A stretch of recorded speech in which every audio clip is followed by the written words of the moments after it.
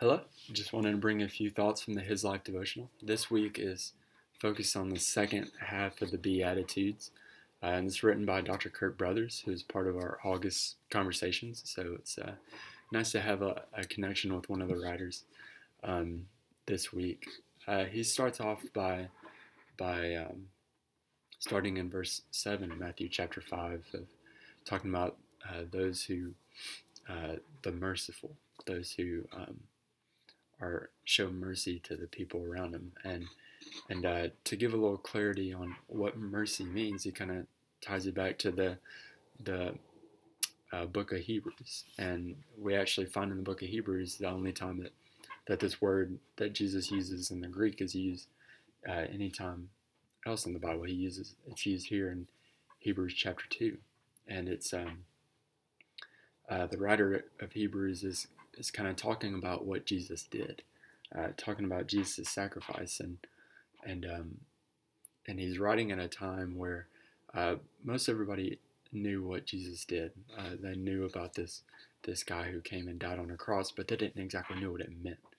And so, of course, you probably had a lot of different theories from people about what this meant, and one of those was it was popular to think that it was just a foolish act, that this guy would come and die on a cross, right? 1 Corinthians, it talks about that, about how it was foolishness to the Greeks, right?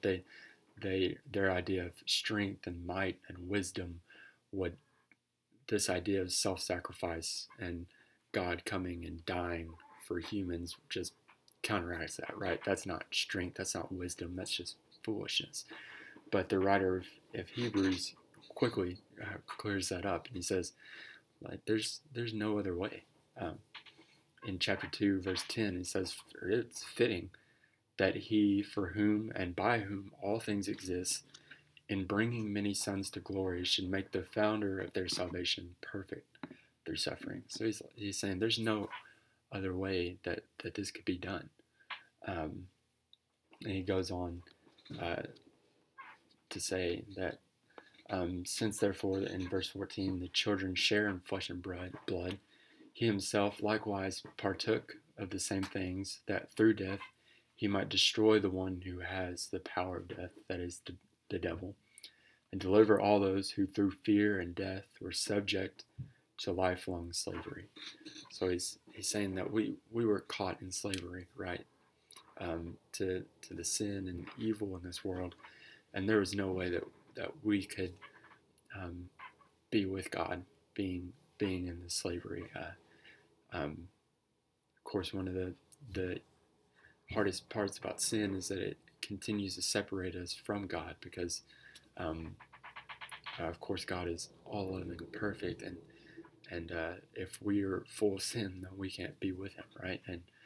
And that's been the main problem all throughout the Bible. And of course, you had the priests in the Old Testament who were kind of the mediators between God and his people, but they weren't perfect either. So you still had this disconnect that just wasn't working. But if we go back to verse 10, that's why it's fitting that Jesus would come down in the form of a human, so that he could bear the sins that we should have bore, so that we can be with him. We actually talked about this in the youth group yesterday. It's just mind-blowing to think that we serve a God who loves us so much, wants to be with us so much, that he came down to where we are, bore the sins that we should have bare, the slavery that was keeping us from him, broke that open so that we could be with him. And what an awesome thought that is. But our writer and Kirk is trying to tie it back to what mercy means. So we kind of have this idea of what mercy means now, of God wanting to be with his people so bad that even though they're caught in all this slavery, it comes down and frees them so that we can be with him, if we take the right steps and obey him. And then it kind of ties that back to, so what does that mean for mercy for us? How can we show that same mercy? And there's no doubt that all these devos throughout the year have been timely, and I think that's true for this one as well. And um, I just think a lot of that is because we're going through the life of Jesus, and we need a lot more Jesus in the world right now. But especially this idea of being merciful. A lot of times, as Kurt pointed out, we kind of walk around and make judgments or decisions or opinions on other people, say things without truly thinking about it from their perspective. Right? We can live in a way where we're just focused, just sitting behind our glasses, kind of.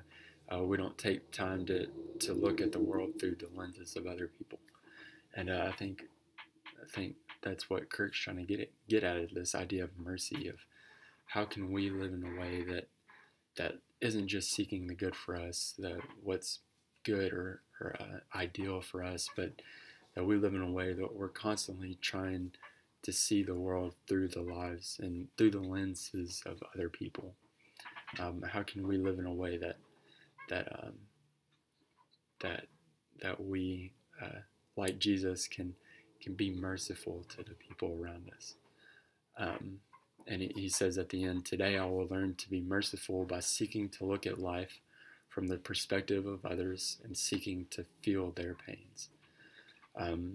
So how can we look out into the world around us and kind of, like Galatians says, bear the burdens and be with those people who are struggling or who need us.